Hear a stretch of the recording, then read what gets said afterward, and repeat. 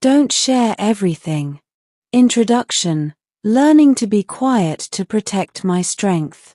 There was a time when I believed sharing everything made me strong. I thought opening my heart, talking about my plans, my pain, my dreams, and even my unfinished goals would bring support, understanding, and motivation. I believed that if people knew my struggles, they would stand by me. I believed honesty meant telling everything to everyone. But life slowly taught me a different lesson, one that was painful, quiet, and deeply personal. In the beginning, I talked too much. I shared my goals before they were ready. I spoke about my plans while they were still fragile. I trusted people with my fears, my confusion, and my hope, thinking they would protect it. I didn't know that not everyone listens to understand. Some listen to judge, some to compare, and some to repeat your words to others. I didn't know that your unfinished dreams can become entertainment for someone else's conversation. When I didn't reach my goals on time, frustration started growing inside me. But the frustration didn't come only from failure, it came from people. From questions like, "What happened to that plan?" From silent smiles that felt like judgment. From knowing that things I shared privately were now public stories. I felt weak, not because I failed, but because I had exposed myself too early. Slowly, I realized something important. My strength had changed. I was no longer the same person as before, but I was still behaving like my old self, open, available, explainable. I didn't understand that growth demands silence sometimes. Not because you are hiding, but because you are protecting what is still growing. I learned that when you talk too much about your goals, you start living under pressure, not your own, but others. You begin to rush, not because you're ready, but because people are watching. And when you fall, the fall feels heavier because it happens in front of an audience. That's when frustration becomes dangerous. It eats confidence. It creates self-doubt. It makes you question your worth. There were days when I felt angry at myself for trusting so easily. I asked myself, why did I share that? Why did I explain my situation to people who didn't need to know? I realized that silence is not weakness, silence is discipline. Silence is choosing peace over explanation. Silence is choosing progress over validation. Another hard truth I learned was this: not everyone deserves access to your inner world. Some people will use your words against you. Some will twist your story. Some will share your struggles as gossip. And some will only support you when you are winning, not when you are building. Understanding this doesn't make you cold, it makes you wise. When I stopped sharing everything, I felt lonely at first. Silence feels heavy when you're used to talking. But slowly, that silence became powerful. I started listening more to myself. I worked without announcing. I struggled without explaining. I failed without defending myself. And in that quiet space, I began to grow stronger. I learned that unfinished goals are sacred. They need protection, patience, and privacy.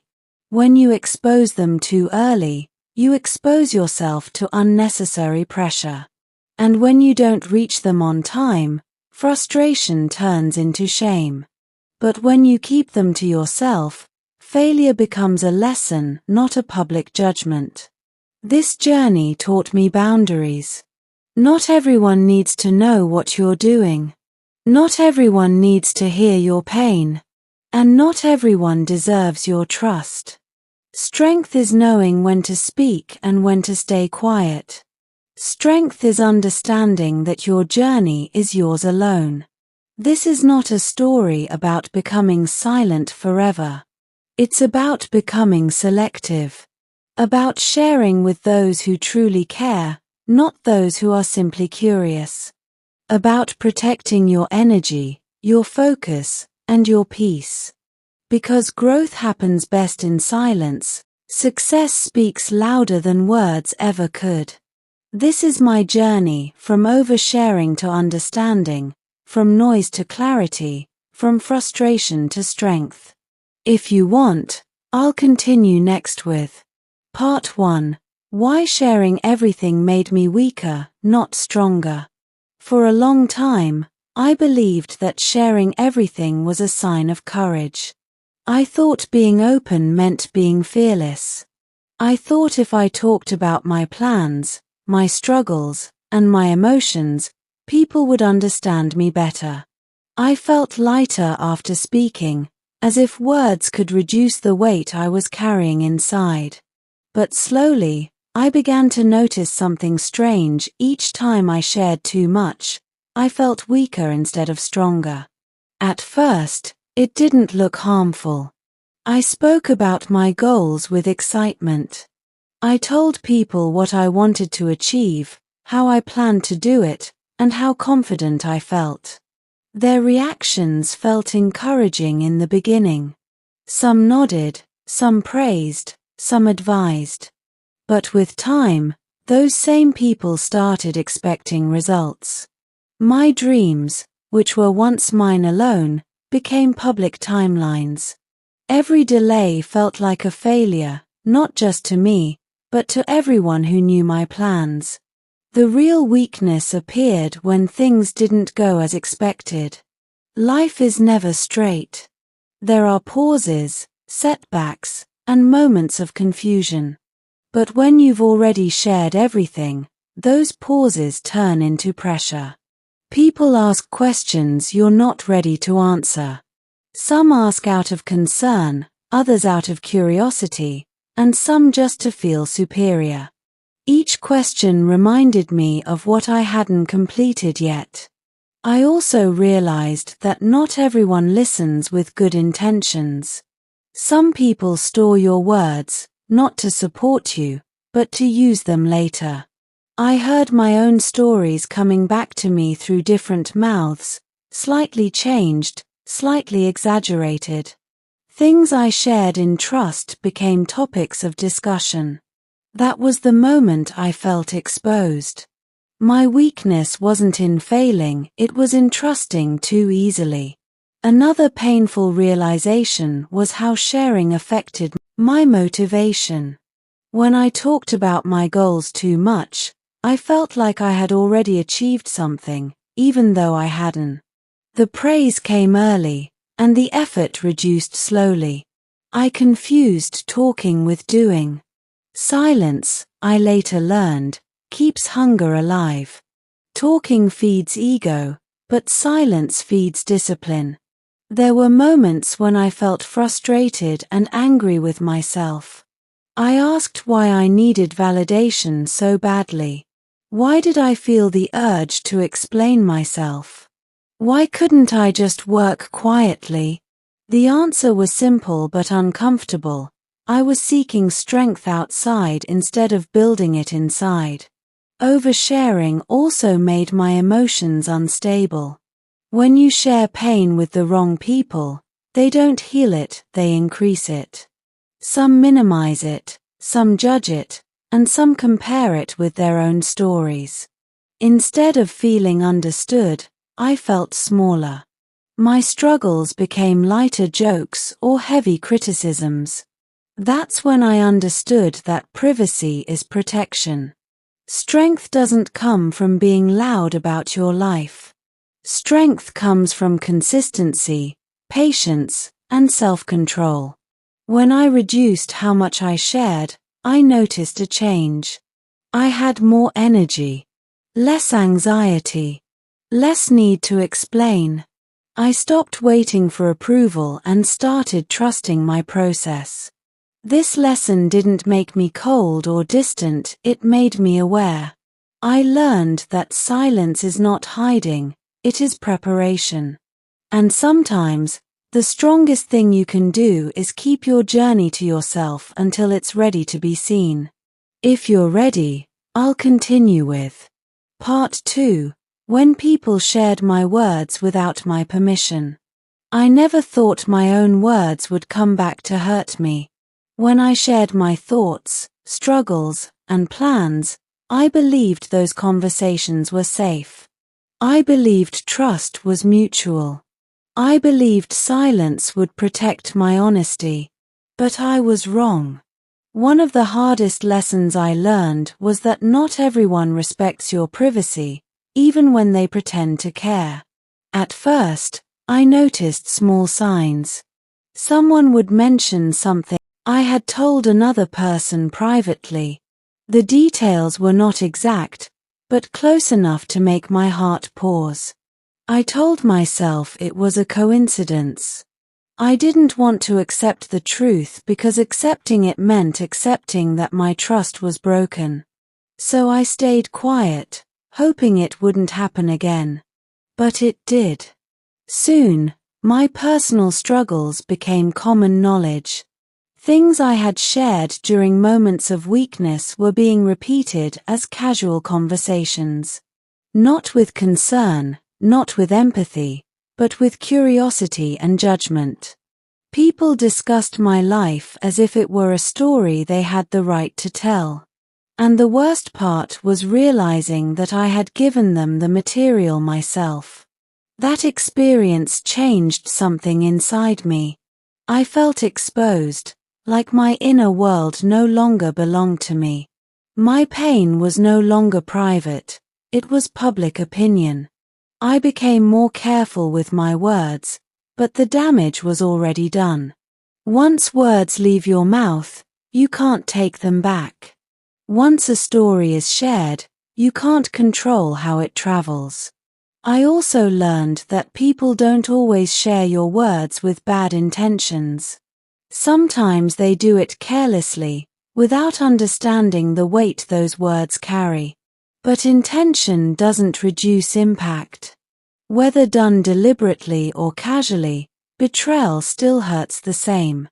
Trust breaks the same way, quietly, deeply, and permanently. This experience taught me the value of boundaries. I realized that privacy is not secrecy, it's self-respect. Some parts of your life are not meant to be explained to everyone. Some struggles are meant to be handled alone or shared only with those who have proven their loyalty through actions, not words. I also noticed how people's behavior changed once they knew too much. Some started giving unnecessary advice. Some looked at me differently, as if my struggles defined me. Some felt entitled to comment on my choices. All of this happened because I had opened doors that didn't need to be opened. The pain of being talked about when you're not present is different. You feel powerless. You feel misunderstood. And slowly, you begin to shrink yourself to avoid being discussed again. That's when silence becomes survival.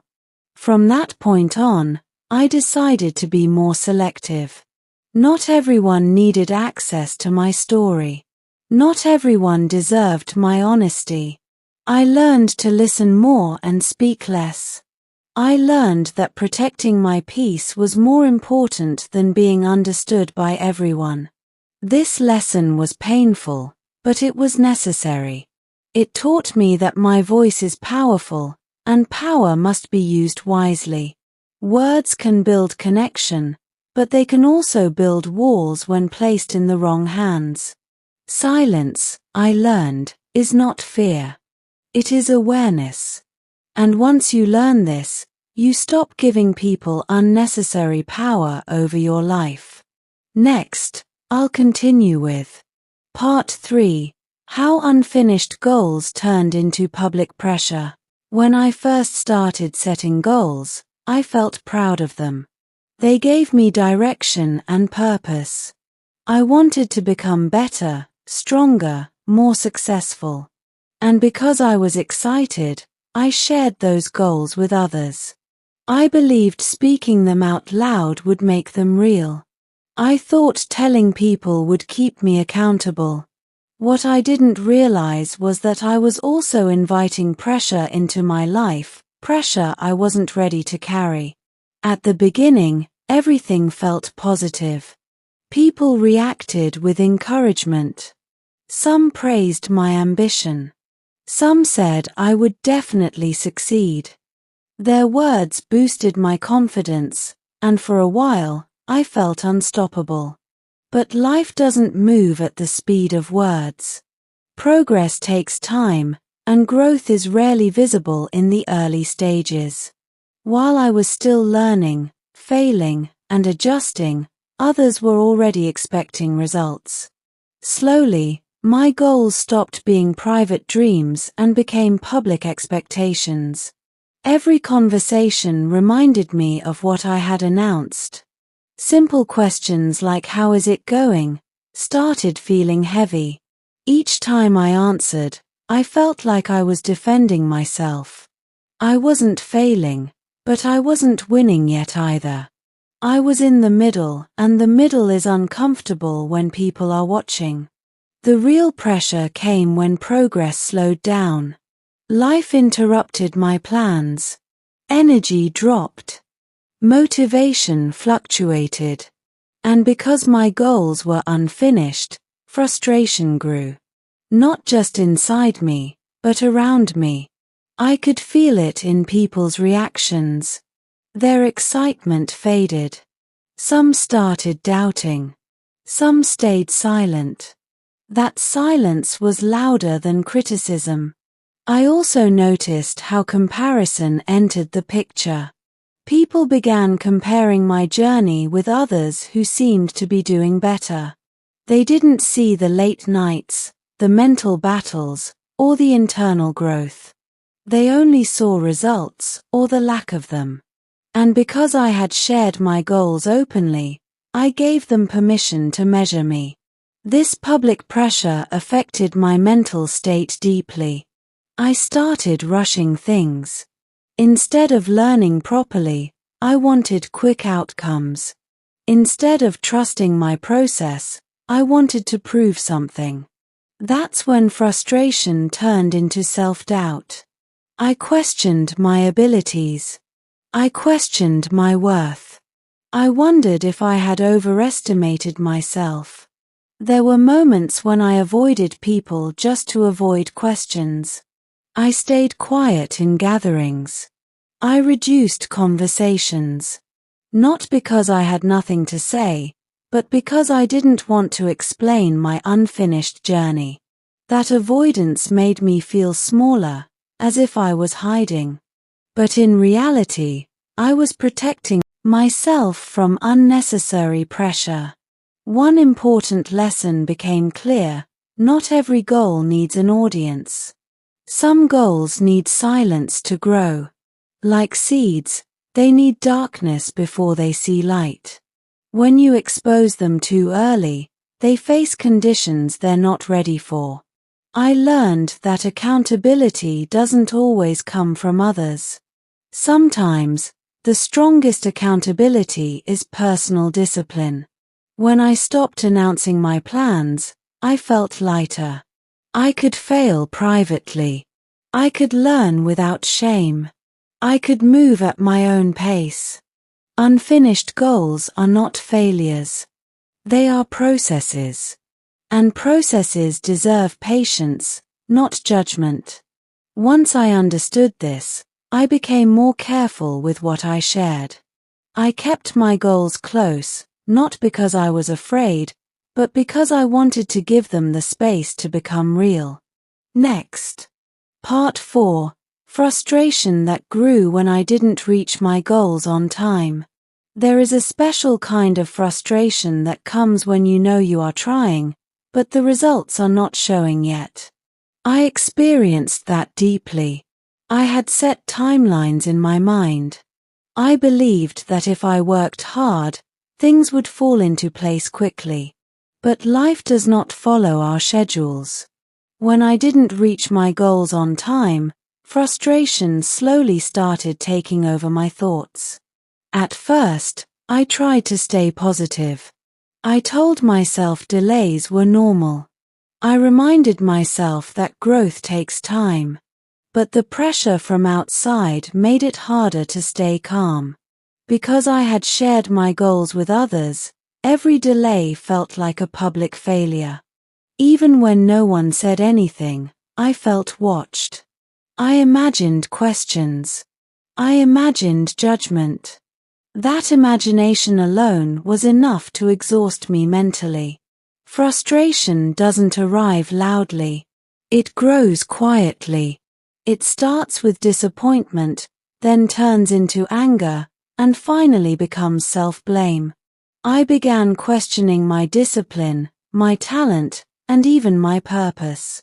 I compared myself to my past confidence and wondered where that energy had gone. The truth was painful. I was tired of carrying expectations that were not fully mine. Some days, I worked harder out of fear, not passion. I wasn't chasing growth anymore, I was running away from embarrassment. That kind of effort drains you quickly. Instead of feeling proud of small progress, I felt ashamed of slow progress. Instead of celebrating effort, I focused on results only. The worst part was how frustration affected my behavior. I became irritated easily. I lost patience with people. I lost kindness toward myself. I started doubting every decision I made. Even rest felt like guilt. I couldn't enjoy the present because I was constantly worried about an unfinished future. There were moments when I wanted to explain myself to everyone. I wanted to say, I am trying. I am not lazy. I am not wasting time. But then I realized something important. Explaining doesn't reduce frustration, it increases it. The more you explain, the more you give power to others' opinions. I learned that frustration often comes from mismatch between where you are and where you think you should be. That gap becomes unbearable when you make your journey public. Every delay becomes heavier. Every obstacle feels personal. One day, I decided to stop fighting frustration with noise. I stopped talking about my delays. I stopped defending my timeline. I accepted that my journey didn't need approval. That acceptance was uncomfortable at first, but slowly, it brought peace. When I allowed myself to move at my own pace, frustration began to reduce. Not because things became easy, but because I removed unnecessary pressure. I stopped measuring my worth by deadlines. I started focusing on consistency instead. This phase taught me that frustration is not a sign of weakness. It is a signal. A signal that something needs to change, either your approach, your expectations, or your boundaries. For me, the change was silence. Silence gave me space to breathe, space to reflect, space to rebuild my strength without feeling judged. And in that quiet space, I found patience again. Next. Part 5. Realizing my strength had changed, but my habits hadn't. At some point in my journey, I noticed a strange contradiction inside me. I was no longer the same person I used to be. My thinking had matured. My awareness had grown. I had experienced pain, failure, and disappointment. I had learned lessons the hard way. Yet, despite all this inner change, my habits remained the same. I was still behaving like my old self, even though my strength had evolved.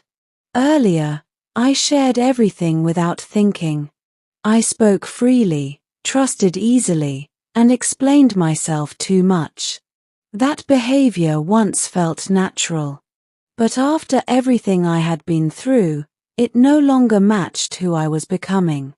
Each time I overshared, I felt uncomfortable, not because sharing was wrong, but because it was no longer aligned with my growth. I realized that growth doesn't always announce itself loudly.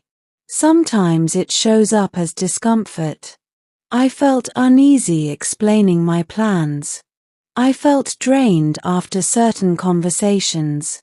I felt regret after opening up to the wrong people. Those feelings were signals. They were telling me that my strength had changed, but my habits hadn't caught up yet. This mismatch created inner conflict. I wanted peace, but my habits created noise. I wanted focus, but my words created distractions. I wanted progress, but my explanations pulled me backward. I was unknowingly leaking energy through unnecessary conversations. One hard truth hit me: stronger people need stronger boundaries. What was acceptable before was no longer acceptable now. The more I grew, the less I needed to explain. The more aware I became, the quieter I wanted to be. But changing habits is not easy. Familiar behaviors feel safe, even when they no longer serve you. There were moments when people questioned my silence. They asked why I had changed. Some thought I had become distant. Some thought I was hiding something. But I wasn't hiding, I was protecting. Protecting my energy, my focus, and my mental peace. I learned that not everyone needs to understand your evolution. Growth doesn't require permission. When your strength changes, your habits must change too, or you will keep hurting yourself in the same ways. Breaking old habits felt uncomfortable. Staying silent felt awkward.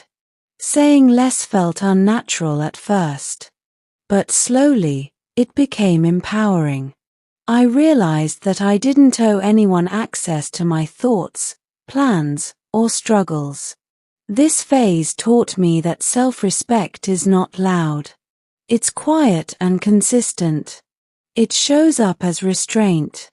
It shows up as selective sharing. It shows up as choosing peace over being liked. As my habits slowly aligned with my new strength, I felt more stable. Less reactive. More grounded. I stopped feeling the need to prove myself.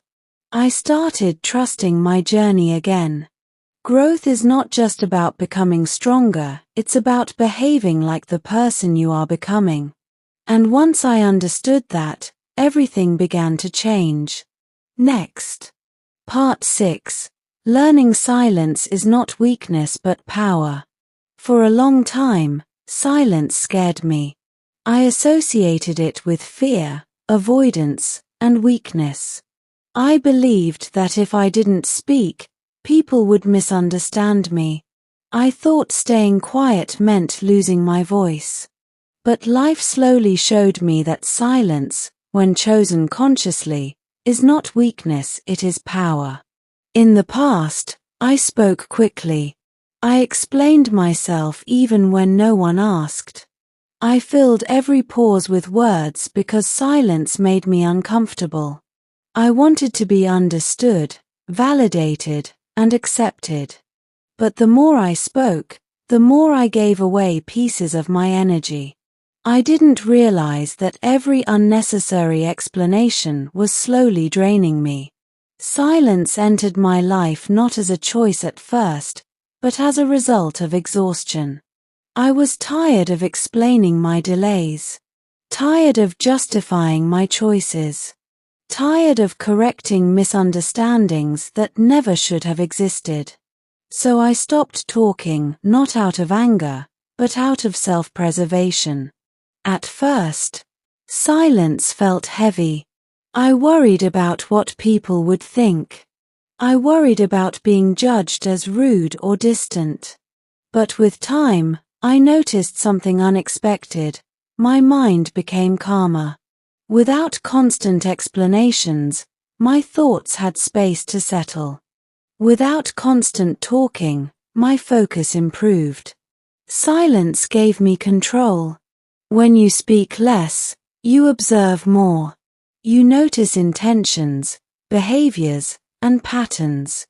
I started seeing who truly listened and who only waited for their turn to talk. I learned who respected my boundaries and who felt uncomfortable without access to my life. I also discovered that silence protects unfinished things. When I stopped announcing my plans, they felt safer. I could fail without shame. I could restart without embarrassment. My progress became more honest because it was no longer influenced by external pressure. One of the strongest realizations was this: people often confuse silence with weakness because they don't understand restraint. In a world where everyone speaks loudly, choosing silence looks strange. But restraint is a form of strength. It requires discipline. It requires confidence. It requires trust in yourself. Silence also helped me manage frustration better. Instead of reacting emotionally, I learned to pause. That pause saved me from saying things I would later regret. It helped me respond thoughtfully instead of reacting impulsively. I understood that silence doesn't mean you have nothing to say. It means you choose when and where to speak. It means your words carry weight. When I spoke less, my words mattered more. Over time, silence became my shield. It protected my peace, my energy, and my growth. I stopped seeking validation through conversation. I found stability within myself. This lesson changed how I viewed strength. Strength is not always loud motivation or confident speech. Sometimes, strength is quiet persistence, quiet focus, quiet belief. Silence didn't make me invisible, it made me intentional. And in that intention, I found power. Next. Part 7. Choosing who deserves access to my inner world. There was a time when I believed everyone who listened deserved my honesty. If someone asked how I was doing, I told them everything. If someone showed interest, I opened my heart. I didn't understand that listening and caring are not the same thing. Through experience, I learned that access to my inner world is something that must be earned, not given freely. My inner world holds my fears, my dreams, my doubts, and my unfinished thoughts. It is a fragile place. When I allowed too many people inside, it became crowded and unsafe. Opinions collided. Judgments entered. Advice overwhelmed me. Instead of clarity, I felt confusion. I noticed that some people only appeared when they wanted information, not connection. They asked questions, not to support me, but to compare or discuss. I felt drained after talking to them. Their curiosity came with no responsibility. That's when I understood that not everyone who asks deserves an answer. Choosing who gets access was not about becoming arrogant. It was about becoming aware. I started paying attention to how people reacted when I shared small things. Did they listen without judgment? Did they keep my words private? Did they support me during silence, not just success? These became my filters. I realized that people who truly care don't pressure you to speak. They respect your silence. They don't demand updates. They don't make you feel guilty for taking time. Their presence feels safe, not heavy. Learning to say less was difficult. I felt selfish at first. But slowly, I saw the benefit. When I shared selectively, I felt lighter. I wasn't carrying the weight of others' opinions anymore. I wasn't explaining myself repeatedly. I also learned that boundaries reveal true relationships. Some people respected my limits and stayed. Others disappeared when they realized they no longer had access. That loss hurt, but it was necessary. It showed me who valued me and who valued information. My inner world became peaceful once I protected it. I could think clearly. I could feel deeply without fear of judgment. I could grow quietly. This phase taught me that trust is not automatic, it is built.